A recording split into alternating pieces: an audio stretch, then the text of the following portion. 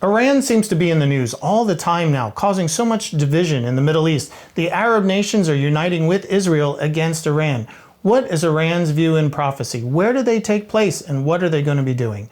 I brought an expert in Bible prophecy who can help explain that.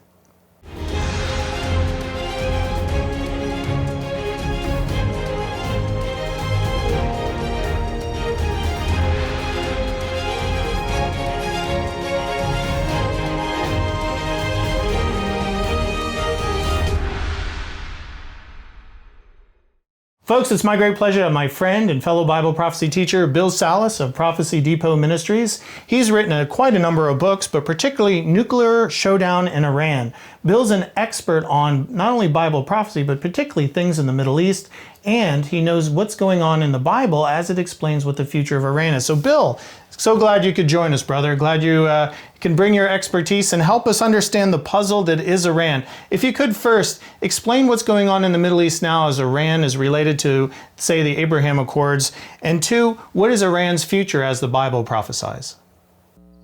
Okay, absolutely. Thanks for having me back on, Nathan. Iran is the subject of dual prophecies in the end times. Both prophecies do even say in the latter days. And one of those is Ezekiel 38. And one of those in Jeremiah chapter 49. Right now, Iran is the elephant in the room in the Middle East. It is the problem. It's one of the reasons why the UAE and Bahrain have decided to come along and normalize relationships with Israel. Of course, there's other economic aspects to their relationship, but the motivating factor really underlying it is their concerns for Iran and the nuclear aspirations that Iran's got going. Presently, Iran has several nuclear facilities. They got one real close right across the Persian Gulf, the Bushehr nuclear reactor.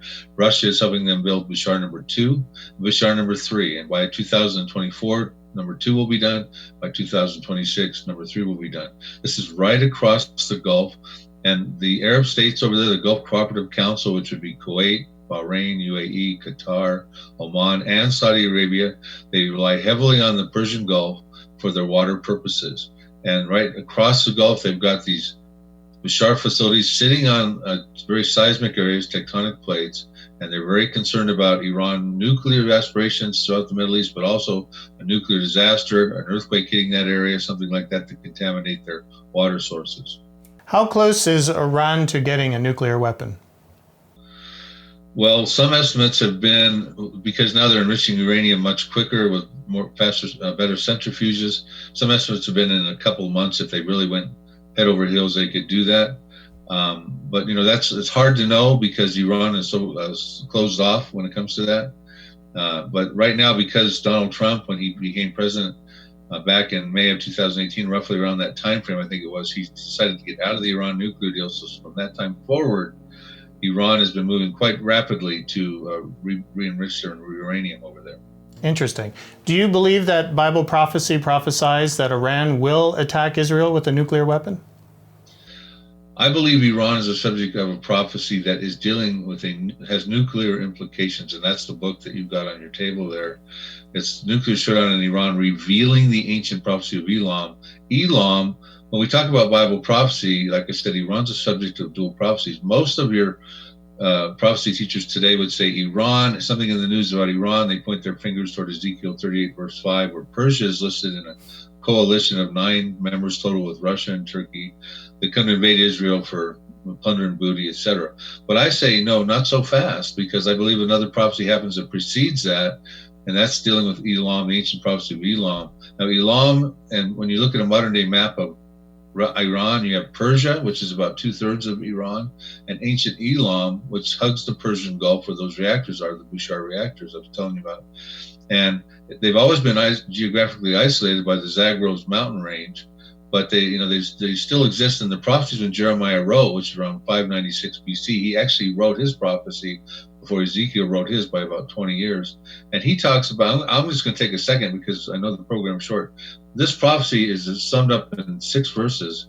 It talks about there's going to come a time, Nathan, where the Lord is going to be fiercely angry with the leadership of Iran.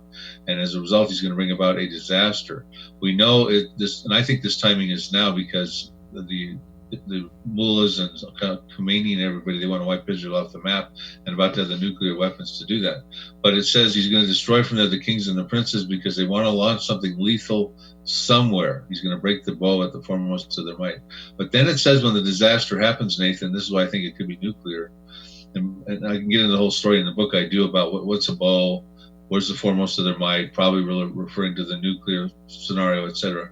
But it says when this happens, he'll bring the four winds from the four quarters of heaven and scatter the exiles, the Elamites, the Iranians, toward all those winds, toward all the nations. It says there'll be no nations, plural, where the outcasts of Elam don't go. So it creates a humanitarian crisis. Whatever this disaster is, it appears to create a humanitarian crisis. And it goes on to say that when this happens, Iran will be dismayed before their enemies, plural, a menu of enemies.